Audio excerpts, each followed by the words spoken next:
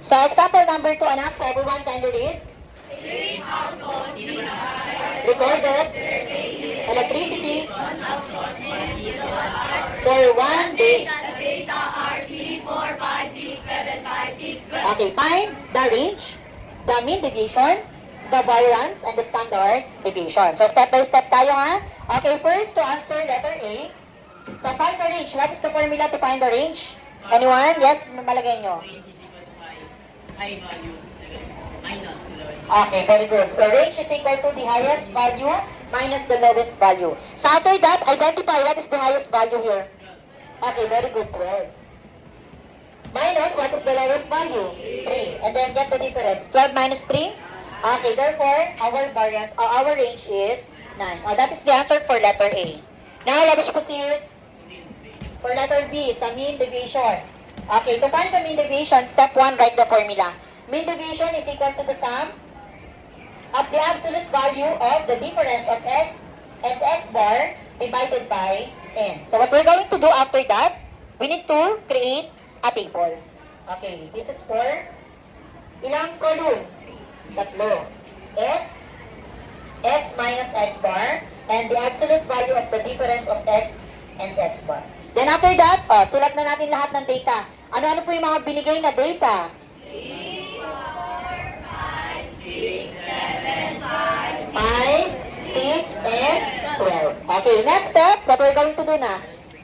We need to find first the average. Very good. Okay, to find the average, get the sum muna. 3 plus 4, 7 plus 5, 12, plus 6, plus 7, plus 5, plus 6, plus 12, 48. Then divided by, ilang lahat ito? Okay, very good. 8. 48 divided by 8. Okay, therefore, this is the average. Ito po yung mean po natin. So, after getting the average, what's next? Ima-minus na natin. Subtract the data by the given average. 3 minus 6. Negative 3. Absolute value, 3. Correct na natin agad, ha? Next, 4 minus 6. Negative 2. Absolute value, positive 2. 5 minus 6. Negative, and 6 minus 6. 7 minus 6. 5 minus 6.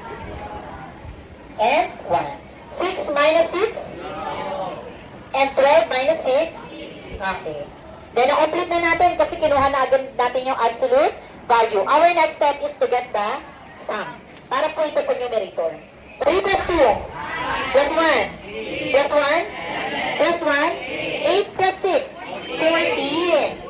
This will become is equal to 14 divided by ano yung n natin? Ilan lahat to? 8. 14 divided by 8. 1.75. So, therefore, our mean deviation is 1.75. And that is the answer for letter B. Now, proceed tayo, anak, sa letter C, which is the variance. Ito yung pinakamadali. So, what we're going to do to find the variance is mag-a-add na lang tayo dito, anak, ng isa pang column. Okay, why? Kasi ang kukunin po natin dito ay x minus x bar squared. Meaning, yung x minus x bar squared na ito po yun, i-squared mo lang. Kaya hindi na tayo ulit mag-start sa una since equal lang naman yung ating given. So, ang gagawin natin, si negative 3, i-multiply sa sarili ng 2 beses. Negative 3 times negative 3, okay, positive 9 na po. Yan na po yun.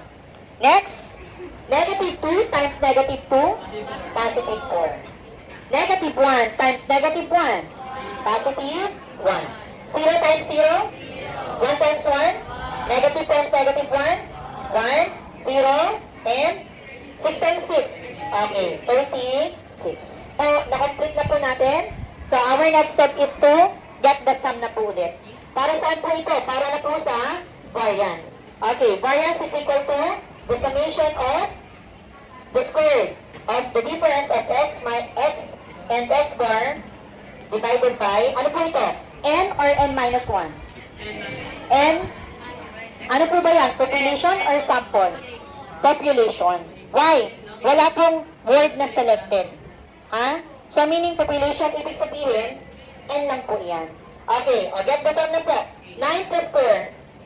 13 plus 1, 14 plus 1, 15 plus 1, 16 plus 36, 52. Then divided by, ilan po ulit lahat ito? 8. Ang 52 divided by 8, 6.5. And that is the answer for the variance for letter C. Now, to get the answer for the standard deviation, ito na po yun. Yung 6.5 anak, i-square root mo lang siya. Using your calculator, what is the square root of 6.5? 2.55. Now, this is the standard deviation na po. So, this is the answer for letter A. We have 9. Letter B, 1.75. Letter C, 6.5. Letter D, we have 2.55.